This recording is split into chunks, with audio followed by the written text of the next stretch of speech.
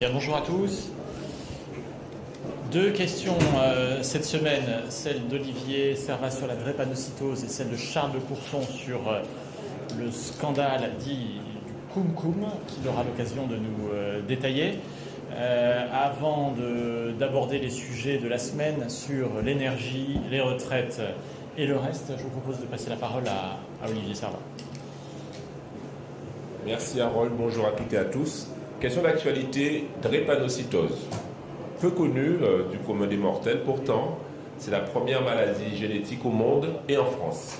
Devant la mucoviscidose, devant la sclérose en plaques, devant toutes ces maladies-là. Journée mondiale, c'était le 19 juin, et nous sommes en train de préparer une proposition de loi transpartisane avec tout un tas de députés, qu'ils soient du bloc de gauche, du bloc central, et même, je dirais, de la droite, parce que nous voulons quelque chose.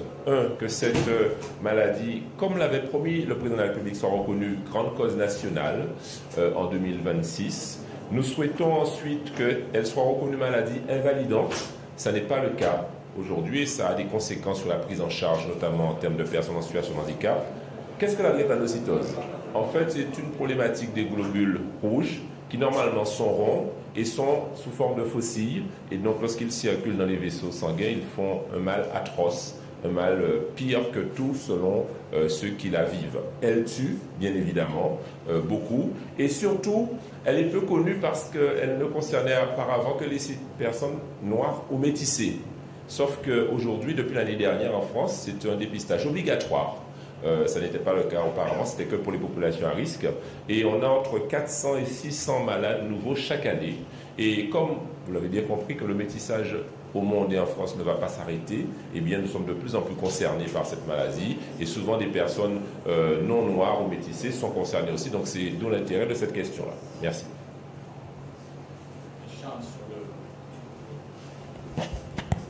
Oui, nous allons poser une question, le groupe, sur le scandale des Cum-Cum. Vous vous souvenez, le vote du Parlement dans la loi de finances pour 2025, nous avions adopté un dispositif anti-Cum-Cum, c'est-à-dire un mécanisme en fait d'optimisation fiscale au profit des résidents étrangers détenant des actions en France. Et le rapporteur général du budget, mon homologue Jean-François Husson, est allé jeudi dernier à Bercy, administration fiscale, où il a découvert, que l'administration voulait sortir un texte qui blanchissait largement ce type de fraude, et il a découvert en plus une certaine complicité du gouvernement. Et donc il a fait une conférence de presse ce matin, que vous avez peut-être suivie, dénonçant le non-respect de la volonté des représentants du peuple français, c'est-à-dire le Parlement. Voilà. Et donc, je vais poser une question au gouvernement. Est-ce qu'il va renoncer et annuler ce qu'il a publié dans le budget? Vous lisez tous le budget, il est sur votre table de nuit, sur les instructions au service. Voilà. Mais qui porte, le budget à une portée juridique. Voilà. C'est inacceptable. C'est une fraude qui porte sur 2 à 3 milliards. Je dis fraude à partir du moment où nous avons voté, nous, cette loi. Puisque avant, c'était un véritable détournement de la loi. Vous connaissez le dispositif du Cum-Cum, c'est très simple. Les résidents étrangers ne payaient pas d'impôt sur les dividendes parce qu'on réalisait, juste avant la tombée du dividende, l'action. Voilà. Par ce petit mécanisme que toutes les banques ont utilisé, eh bien, ça entraînait des pertes de 2 à 3 milliards des recettes fiscales de notre pays. Et donc, ce qui est inadmissible, c'est que le gouvernement ne respecte pas le vote du Parlement. Ça, c'est inacceptable.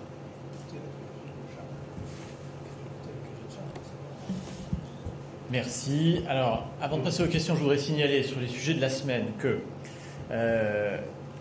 le groupe Lyot, après des échanges ce matin, d'abord, attend du gouvernement une position ferme sur les textes soumis à la niche d'Éric Ciotti et de l'UDR, notamment sur le texte sur l'inéligibilité de Mme Le Pen, sur lequel le Premier ministre avait fait des ouvertures et avait évoqué son opinion personnelle en faveur de cette proposition. Donc on aimerait, à l'issue du débat en commission, où le gouvernement n'était évidemment pas présent, que l'opposition ferme du gouvernement soit exprimée sur ces points. Nous aimerions aussi, et nous insistons pour que sur la question des retraites, même si nous regrettons le fait qu'il n'y ait pas eu d'accord dans la nuit dernière, que le Premier ministre ne profite pas de la situation pour réouvrir 3 mois de discussion et essayer de gagner du temps une fois de plus. Et puis sur la question du budget, dont Charles vient d'évoquer les contours, nous vous faisons part d'une nouvelle assez déconcertante, c'est qu'après avoir demandé chaque semaine à être reçus sur le budget 2026, nous venons d'être invités sur l'impact des événements du Moyen-Orient sur la croissance française par Éric Lombard et Amélie de Montchalin. Donc nous sommes bien invités à Bercy, mais absolument pas sur le sujet sur lequel nous insistons. Donc là aussi, nous redisons au gouvernement qu'il n'y a pas de sens à vouloir attendre la fin de la session pour dévoiler ou consulter les groupes sur des éléments qui sont distillés dans la presse chaque jour depuis maintenant plus de 2 mois. Et que cette stratégie d'évitement du Parlement, cette stratégie de contournement, qui est une stratégie de dissimulation, qui est une stratégie où le gouvernement cherche à durer et à s'épargner des coups en se cachant derrière les rideaux, n'est pas durable. Il vaut mieux affronter l'Assemblée, engager le dialogue et permettre aux groupes de se positionner. Quoi qu'il arrive à la rentrée, c'est la condition nécessaire pour que la France puisse se doter d'un budget. Je ne sais pas ce qu'il en sera de la censure, ce n'est pas le lieu d'en parler là. Mais il est clair qu'il n'y aura pas de budget discuté dans des conditions sérieuses s'il n'y a pas un travail en amont avec les groupes parlementaires. Et aujourd'hui, ce travail n'est pas fait. Et donc là aussi, la position du groupe reste de réaffirmer qu'il ne sert à rien d'annoncer qu'on va dire la vérité aux Français s'il n'y a pas un travail de fond au Parlement qui garantisse qu'il y aura bien un budget discuté à l'automne dans des conditions qui sont sérieuses et à l'inverse de tout ce qui s'est fait jusqu'ici. Est-ce qu'il y a sur ce point des questions sur lesquels notre président pourra répondre? Oui. À l'échelle du conclave, les écologistes et les communistes ont pris l'initiative de mesures de censure. Est-ce que vous allez la voter? Il faut voir quel est le motif. Bon, le problème du conclave, c'est qu'il a progressivement changé d'objet en cours de route. Le Premier ministre a pris un engagement écrit sur la réouverture du dossier et progressivement, il a annoncé qu'un certain nombre de sujets étaient exclus de la discussion jusqu'à essayer de pousser aujourd'hui pour qu'il y ait un accord, ce qui nous paraît assez légitime en soi, sur la question plutôt de la gouvernance du système de retraite. Donc il n'y a pas... Aujourd'hui, la balle est dans le camp du Premier ministre. Il y aura matière à examiner une censure en fonction de sa réaction.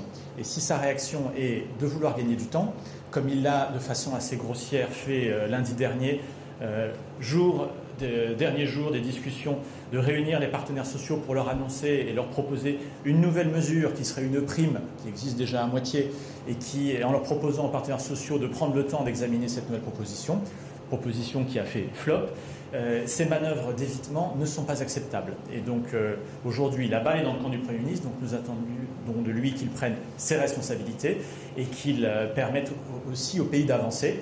On est aujourd'hui, l'Assemblée nationale tourne en rond de façon assez générale, c'est l'avis de beaucoup.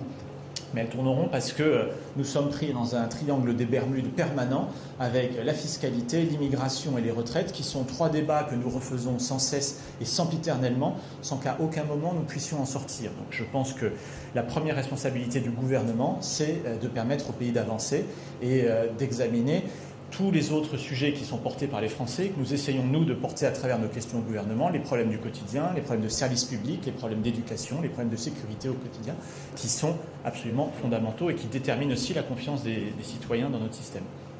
Donc, nous ne voterons pas a priori de censure, mais tout dépend de l'attitude du Premier ministre. Si son attitude n'est que de vouloir trouver... des excuses ou des prétextes grossiers pour durer, à ce moment-là, l'avertissement est simple, il ne fait que se fragiliser lui-même. Oui.